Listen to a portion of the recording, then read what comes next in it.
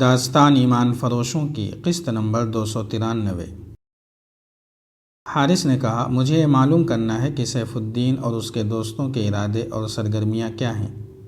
اگر یہ لوگ جنگ کی تیاریاں کریں تو انہیں تیاری سے پہلے یا تیاری کی حالت میں ختم کیا جا سکے۔ ان کے ارادے قبل از وقت معلوم کرنا ضروری ہے۔ ہو سکتا ہے کہ سلطان صلاح الدین ایوبی تیار نہ ہو اور یہ لوگ اچانک حملہ کر دیں۔ کیا مجھے اجازت ہوگی کہ اپنی فوجوں کو دھوکے میں مسلمانوں کے خلاف لڑانے والوں کو قتل کر دوں؟ حارث نے پوچھا۔ یہ میں بتاؤں گا، داؤد نے جواب دیا۔ بعض حالات میں قتل نہ کرنا فائدہ مند ہوتا ہے۔ تمہیں ہر قدم ٹھنڈے مزاج سے اٹھانا ہوگا۔ ہمیں سیف الدین پر نظر رکھنی ہے اور اس کا تعاقب کرنا ہے۔ جس طرح یہ یہاں آ کر چھپ گیا ہے، اسی طرح میں اور حارث چھپے رہیں گے اور دیکھتے رہیں گے کہ یہ کیا کرتا ہے۔ سیف الدین اسی مکان کے ایک کمرے میں گہری نیند سویا رہا۔ صبح طلوع ہوئی۔ بوڑھے نے جھانک کر دیکھا، وہ سویا ہوا تھا۔ سورج خاصا اوپر آ گیا تھا جب اس کی آنکھ کھلی۔ حارث کی بہن اور بیوی نے اس کے آگے ناشتہ رکھا۔ اس نے حارث کی بہن کو غور سے دیکھا اور کہا، تم ہماری جو خدمت کر رہی ہو اس کا ہم اتنا صلہ دیں گے جو تمہارے تصور میں بھی نہیں آ سکتا۔ ہم تمہیں اپنے محل میں رکھیں گے۔ اگر ہم آپ کو اسی جھونپڑے میں رکھیں تو کیا آپ خوش نہیں رہیں گے؟ لڑکی نے ہنس کر پوچھا۔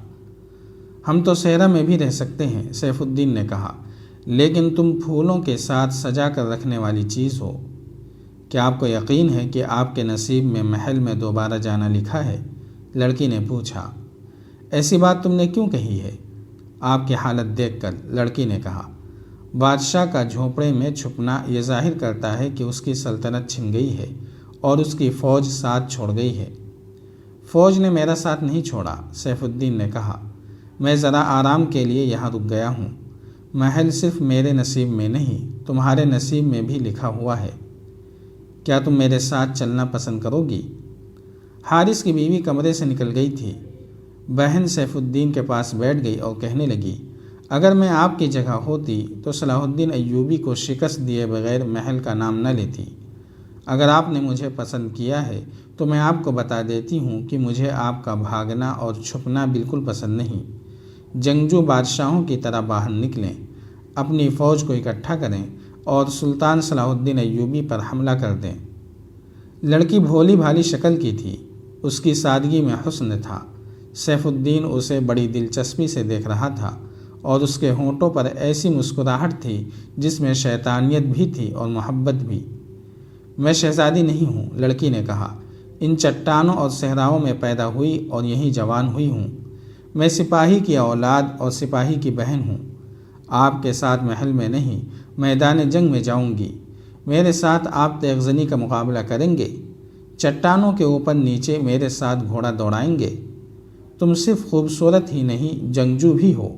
سیف الدین نے اس کے بالوں پر ہاتھ پھیر کر کہا، ایسے پیارے بال میں نے پہلی بار دیکھے ہیں۔ لڑکی نے اس کا ہاتھ آہستہ سے پرے کر دیا اور کہا، بال نہیں، بازو۔ ابھی آپ کو میرے بالوں کی نہیں، میرے بازوؤں کی ضرورت ہے۔ مجھے بتائیں، آپ کا ارادہ کیا ہے؟ تمہارا باپ خطرناک آدمی ہے، سیف الدین نے کہا۔ وہ صلاح الدین ایوبی کا حامی ہے۔ مجھے شاید پسند نہیں کرتا۔ مجھے ڈر ہے کہ وہ مجھے دھوکہ دے گا۔ لڑکی الہڑ سی ہنس پڑی اور بولی، وہ بوڑھا آدمی ہے، معلوم نہیں آپ کے ساتھ اس نے کیا باتیں کی ہیں۔ ہمارے سامنے رات سے وہ آپ کی تعریفیں کر رہا ہے۔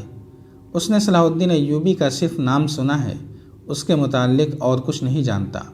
اس سے آپ نہ ڈریں۔ ضعیف آدمی آپ کا کیا بگاڑ سکتا ہے؟ مجھے آزمائیں۔ سیف الدین نے اس کی طرف ہاتھ بڑھایا تو لڑکی پیچھے ہٹ گئی، کہنے لگی، آپ اس وقت مشکل میں ہیں، مجھ سے دور رہیں۔ مجھے یہ بتائیں کہ آپ کا ارادہ کیا ہے؟ سیف الدین عیاش اور زن پرست انسان تھا۔ جوان اور خوبصورت لڑکی اس کے لیے عجوبہ نہیں تھی، لیکن اس لڑکی میں اس نے عجیب بات دیکھی کہ وہ اس کے آگے جھجک نہیں رہی تھی۔ اس کے آگے تو ہر لڑکی سدھائے ہوئے جانور کی طرح اشاروں پر ناچا کرتی تھی۔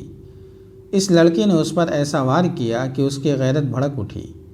سنو لڑکی، اس نے کہا، تم نے میری مردانگی کا امتحان لینا چاہا ہے۔ میں اب اس وقت تمہارے جسم کو ہاتھ لگاؤں گا جس وقت میرے ہاتھ میں صلاح الدین ایوبی کی تلوار ہوگی اور میں اسی کے گھوڑے پر سوار ہوں گا۔ مجھ سے وعدہ کرو کہ تم میرے پاس آ جاؤ گی۔ مجھے اپنے ساتھ میدان جنگ میں لے چلیں، لڑکی نے کہا۔ نہیں، سیف الدین نے کہا، مجھے ابھی فوج تیار کرنی ہے۔ میں نے ایک آدمی کو موصل بھیج دیا ہے۔ میں نے انہیں کہلا بھیجا ہے کہ فوجیں اکٹھی کرو اور فوراً صلاح الدین ایوبی پر حملہ کر دو تاکہ وہ ہمارے شہروں کا محاصرہ کرنے آگے نہ آ سکے۔ آج شام تک میرے دونوں آدمی واپس آ جائیں گے تو معلوم ہوگا کہ حلب اور حران کی فوجیں کس حالت میں ہیں۔ ہم شکست تسلیم نہیں کر رہے، جوابی حملہ کریں گے اور فوراً کریں گے۔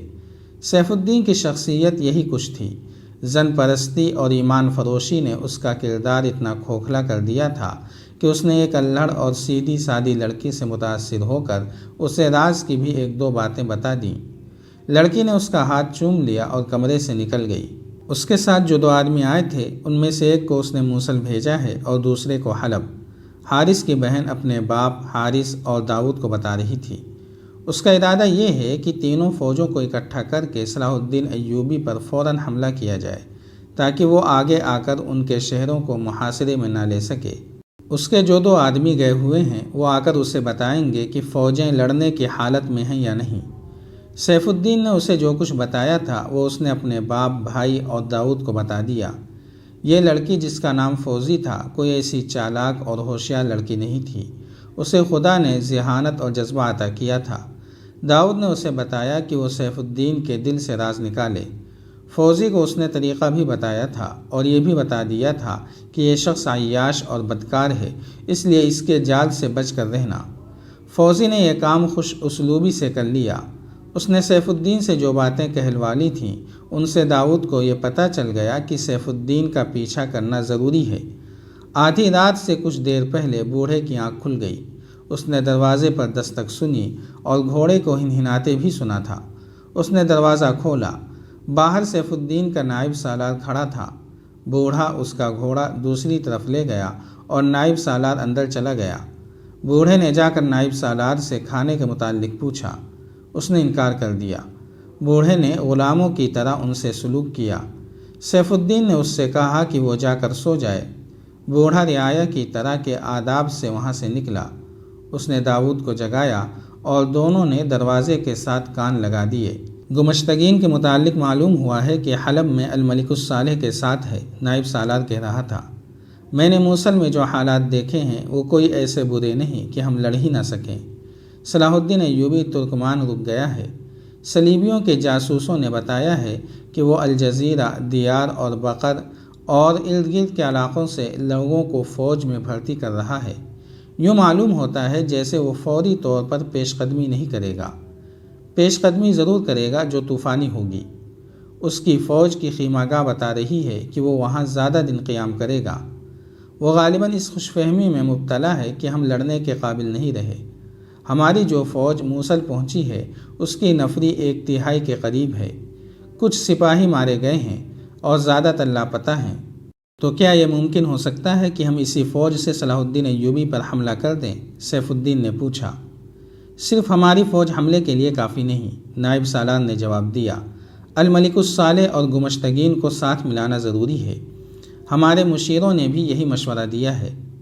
تم نے انہیں بتا دیا ہے کہ میں کہاں ہوں؟ سیف الدین نے پوچھا۔ میں نے یہ جگہ نہیں بتائی، نائب سالار نے جواب دیا۔ انہیں یہ بتایا ہے کہ آپ ترکمان کے مضافات میں گھوم پھر رہے ہیں اور صلاح الدین ایوبی کی نقل و حرکت کو اپنی آنکھوں سے دیکھنے کی کوشش کر رہے ہیں تاکہ اگلے معرکے کا منصوبہ تیار کیا جا سکے۔ میرا خیال ہے کہ 3-4 روز بعد آپ کو موصل چلے جانا چاہیے۔ جاری ہے۔ اگر آپ کو یہ قسطوار سلسلہ پسند آ رہا ہے تو لائک، شیئر اور کمنٹ کے ذریعے ہماری حوصلہ افزائی کریں۔ جزاک اللہ خیرا۔